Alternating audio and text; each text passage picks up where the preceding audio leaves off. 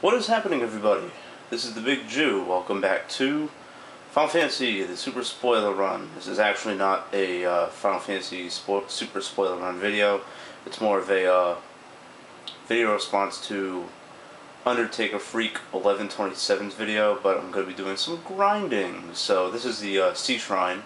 It's in one of the treasure rooms, and you can fight a fixed encounter with Gray Sharks and Wizards of Hoggins. What I'm going to do is I'm going to experiment. I'm going to see how much XP I can gain in a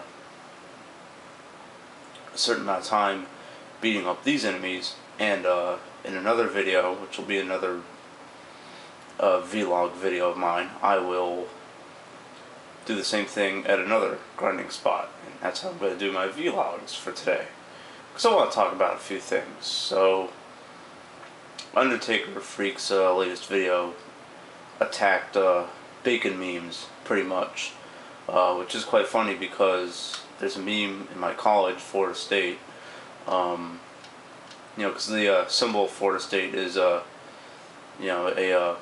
Seminole Indian, Osceola to be exact, and it has garnet and gold stripes across his face, and people say in memes, oh, that must be like the hottest piece of bacon ever because it's frying his face, because it looks like Osceola is like crying out in pain. So that's kind of where the meme comes from, and everyone says, oh, a lot of memes are like, oh yeah, the world's problems can be solved with bacon and blah blah whatever. And to be honest, I do enjoy pieces of bacon. Bacon's awesome. I like it. It's good meat. It's always good to have protein stuff instead of carbohydrate stuff, especially if you are trying to gain a muscle like I am. But bacon is it's kind of like the worst meat you could possibly consume. It's like the least healthiest, aside from ground beef. But to be quite honest, anything that is from corn-fed animals is bad for you. So when you're out buying chicken or beef or whatever, make sure that it's grass-fed. Is it more expensive? Absolutely. Is it highly accessible? Not really. So that's kind of the truth about unhealthy eating. Pretty much anything that's corn-fed or that has corn syrup in it is bad for you. So, and that pretty much encompasses anything you can buy in a supermarket that comes in that's prepackaged. So I just wanted to kind of expose the truth about harmful eating. Does this mean you have to go get fast food every day and you have the permission to do that? Absolutely not. But it does mean that, there's a lot more other things that are bad for you besides bacon. Bacon's like the least of everyone's problems. Let me tell you right now, okay? For example, you could have a nice little mixed vegetable salad, or something like that, where you chop up a bunch of fresh veggies and you steam them or whatever, or just have them raw. That's what I usually do, and put some bacon bits in it, and all of a sudden it tastes delicious. You know what I mean? So whatever. That's why I don't mind bacon at all, because it's just really versatile. It's kind of like salt in a way, which of course is also very bad for you as well. So, but my point being is like everything is bad for you. All right. So now that that's cleared, I want to talk about why memes exist. Okay, because people don't really know I don't think people really understand the logic behind what makes something popular, what makes a meme. It's a thing that Real Social Dynamics, which is like a kind of self-development company. Pretty much it's a bunch of speakers who give advice to heterosexual men about women, and it's really actually quite good advice. I'm going to put a link to the video I'm talking about in the description. It's a thing that they call groupthink. Okay, groupthink, according to the video and in my interpretation, is the idea that people give like invisible value to something. The RSD video that I'm talking about talks about. Apparently, there's this photographer called Peter Lick, and he has like really cool photographs, and people like kind of like put it in a place of high society, like, oh, if you own Peter Lick photographs, then you're a member of high society, you know what I mean, and stuff like that. Groupthink is, once again in my interpretation, it's kind of like an application of social conditioning. It's social conditioning applied. What's social conditioning? It's pretty much like widespread beliefs that are determined to be common knowledge. Let's see. What's a good one? The idea that, a man in the United States should have a good job, a wife, and children by the age of 25. You know what I mean? Or by the age of 30, we'll say. That's a very socially conditioned belief, okay? It's not really true, but people would like to think it's true because it comforts them. And because, they're too afraid to think outside the box.